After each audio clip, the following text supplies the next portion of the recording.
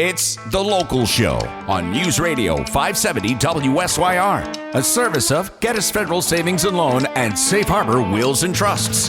The Local Show, featuring conversations with business owners, employees, and local business leaders about their successes, challenges, and reasons for doing business right here in Central New York. The Local Show is locally produced by Zoey Advertising.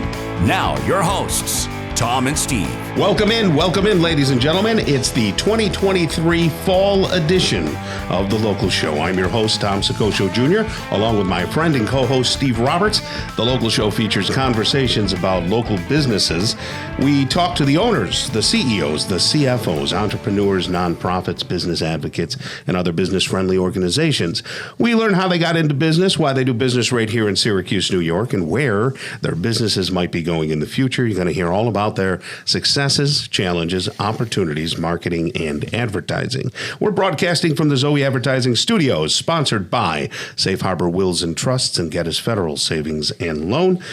Happy weekend, Steve Roberts. It's a little bit chilly out there, isn't it? Yeah, you're all perky. Well, you have to be, right? No, I don't feel perky at all. I'm like anti-perky right now. You fake it so that people feel invigorated. I just yelled up the hall of coffee, and you know, that really goes over well.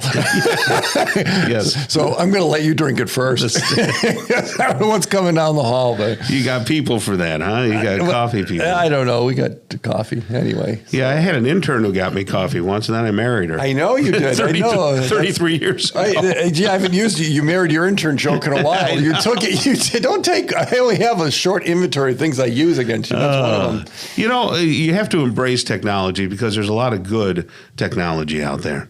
And you just reminded me of back in radio days, you could always smell the inside of a radio station. As soon as you walk through the front doors, you could smell burning coffee because those were the days of the Bunn coffee maker, and nobody would clean out the coffee carafe, okay? And it would sit on the burners and everything would turn into crust. Back then, everyone would smoke like a fish, too. And it was, and then the smoking, too, yeah. Remember, I didn't realize there was actually pins in a bowling alley till I was like 10. When someday they didn't smoke, it was so smoky. Yeah, everywhere. And, you know, the first 10 years of my radio career, all the microphones I used were yellow. They were yellowed with nicotine that would absorb into the sponges. Well, back at HEN, they updated that equipment, every 6 months or so? Yeah, every 60 years, I believe it is. We've got a great show for you, folks. No yellowing here. We don't sit around long enough for that. Kevin Mathewson, the owner of Mathewson-Forani Funeral Home Incorporated in Sears Middleton. Mathewson Funeral Home is here. We'll talk with him. And then Nicole McQuaid stops by, HR manager of Clinton's Ditch. Dave Knapp is the treasurer of the Lafayette Apple Festival just around the corner, and Sheila Ostrom, the owner of Senior Home Care and Alzheimer's Solutions, Charlie Van Patten, the owner of Mattress Makers, Matt Major, founder of Your Local IT Department. Going to get a big tech talk with him, and then Brian Dumond, president of Geddes Federal Savings and Loan, and Tony Emmy is the partner in the family farm, and one of your people, yes, and brother-in-law to our first guest. Oh, there we go. Look at that. Okay, and see how it all comes around. Comes around, and everyone lived in the valley at some point, I imagine. On a dog of grown. We'll have a conversation with him. Right now, it's Kevin Mathewson. How are you, sir? I'm good. How are you? Very good to have you back. We really appreciate that. You've got an interesting background and an interesting future. Take us in the Wayback Machine a little bit and tell us how you got to Syracuse and what you did before you got into the funeral home business. Well, I've been in the funeral business now for 40 years. So is that all? Yeah. Huh? So I moved here in '83, right out of college, 6 months. I did part of my apprenticeship out near Albany and had an opportunity to come to Syracuse and work here. So I took that opportunity and been here ever since. Wow. What did you start? Did you start off as a funeral director, or did you have another career? No, as a funeral director. Okay. And I worked probably 18 years as a funeral director before I left the business and went back to school and got my RN degree. Wow. And started working at Upstate in the ICU, and then I was a travel ER nurse, mostly at Krause in the VA locally. Jeez. And then out to Geneva. Tom, you know why they call it the ICU, right? No, I don't. Those things they make you wear to open in the back. Yeah, look, Sorry. I see you. Yes. Just saying. I see a little too much of you. That's incredible. So you went from dealing with the dead to dealing with the life, and then back to the dead. Yeah. So I had an opportunity to purchase a funeral home in East Syracuse, which is Mathewson-Forani now, and. Nice place, by the way. Yeah. And you're right near the church. Yes. It's kind of a convenient right thing. Is that by plan? Is that or probably when it was built? Yes. Okay, yeah, probably, right? It's a really nice place. Yeah. So, I was still nursing at that time because the business was very small. And at that time I had 5-6 kids, and I just, Wow. Oh my goodness. had to figure out a way to, generate a little business. Yeah, they eat. Yeah. But so that's when I started Cremation Services of Central New York. Gotcha.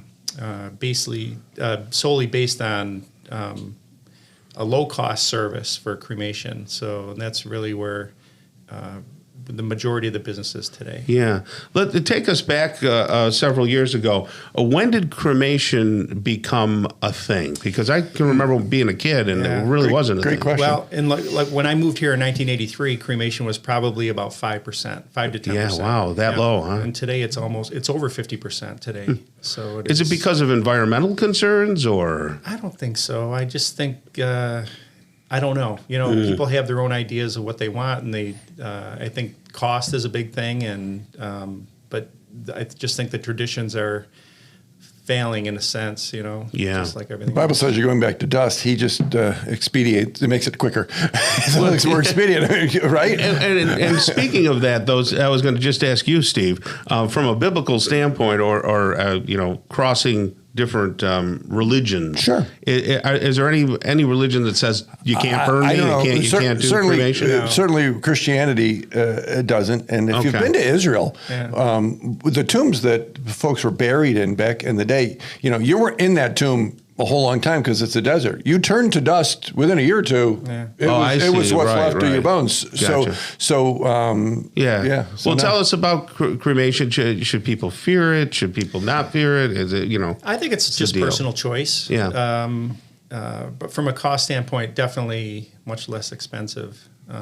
So I just started this as a low cost service. It's probably hundreds of dollars less than most other funeral homes out there. So right. Do people that cremate typically do that before the service or the thing, or after, or is it a mix?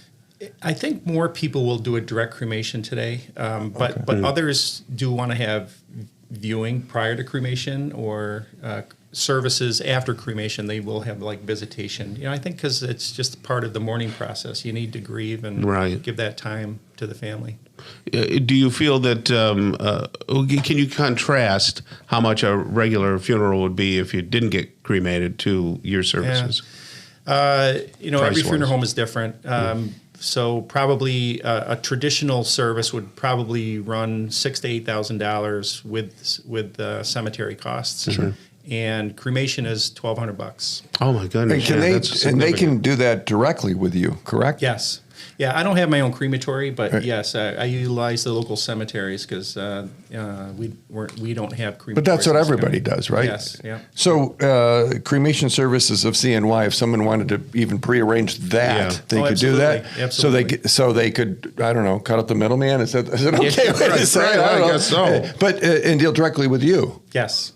That's interesting. Yep. That's very interesting. And you have your whole family, just really quickly, is involved with. Yeah, CJ started with me right at the end of the pandemic. That's your son? Yep, CJ, my son, and my son Ross. He's in school now. He'll be graduating next May, and we'll have the two of them to carry on the business. And you guys all have great personalities. I have to say, every so often I meet people where I go, man, those are really good people. Yeah, and before we went on air, I said, and they have a great reputation. Absolutely. When you're to Kim's, people say, oh, he's a really nice guy. And I said, are we talking about the same guy? No, but you have a great reputation. So thank you for serving our community. Yes, absolutely. Thank you. All right. Thank you for being here, too. All right. All right. Coming up next, we're going to talk with Nicole McQuaid. She's the HR manager at Clinton's Ditch, otherwise known as the Pepsi Place, right here on the local show. Keep it right here on 570 WSYR.